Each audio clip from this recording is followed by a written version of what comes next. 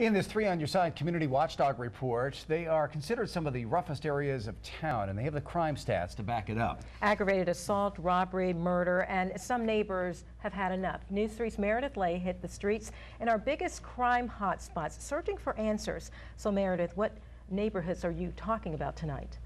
Well, Resentina, according to a 2011 police report, the 3 most active neighborhoods for violent crimes are the Metropolitan, Cuyler, Brownsville, and Caton Frazier precincts. Let's take a look at where these areas are. They bump up right next to each other in the central and downtown neighborhoods. We went into these communities, and the neighbors say they've had enough. They're now trying to make a change for the better where they live.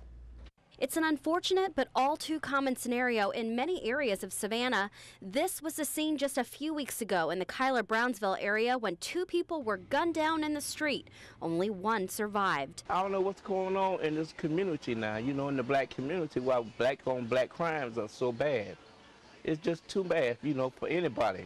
I'm thinking about moving from around here. Last year alone, the Cuyler Brownsville neighborhood saw the highest number of aggravated assault in the entire county.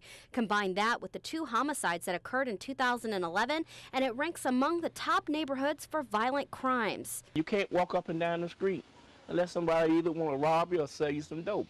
For Alderman Van Johnson, it's a continuing problem. He calls the neighborhood a hot spot, one that requires constant attention from police and vigilance on behalf of neighbors. We know that the 37th Street corridor in Cuyler Brownsville has for a long time been a very, very active place as it relates to criminal activity. If it's random, that's one thing. If it's a pattern, that's something totally different. The areas with the highest number of crimes are all neighboring precincts. Just to the north, Caton Frazier also sees a great deal of criminal activity. While they trail other communities in robberies, auto thefts, and rape, they had 3 homicides in 2011, putting them in the number 2 slot for dangerous precincts. It's more than police on every corner.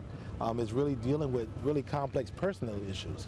How we get along with each other, and how we communicate, how we resolve conflict. Pamela Jones works with young people at the Caton Frazier Boys and Girls Club to teach them just that without turning to violence. They see this every day. They see things happening that they don't understand.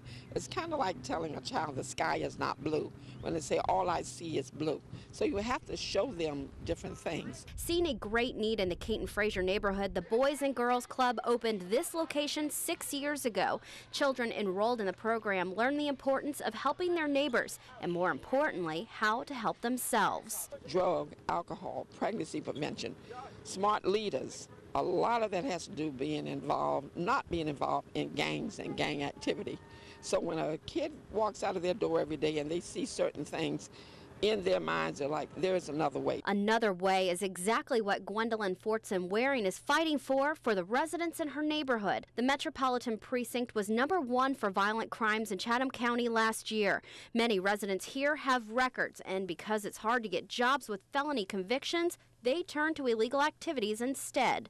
Drugs are driven by demand, and clearly there's a demand.